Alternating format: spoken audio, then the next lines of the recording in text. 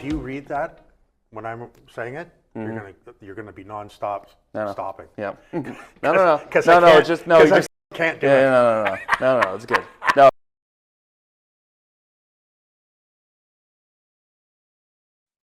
Welcome to Beyond the Bath.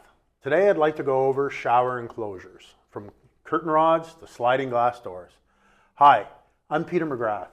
I'm with Will Culton, our project manager over here at Bytown Better Baths in Ottawa. And Will, thank you very much for joining us. Thank you. Today we're going to talk about shower doors, curtain rods. Is a shower door always necessary for a shower base?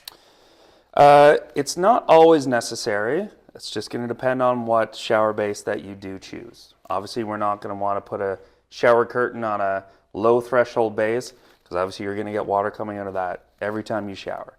So you're going to want a higher threshold shower base, and that way, we can utilize a shower curtain.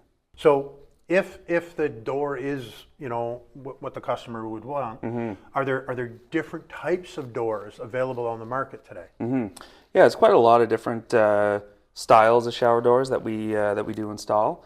For this one example, it's a nice barn style door where we have the exposed rollers on top.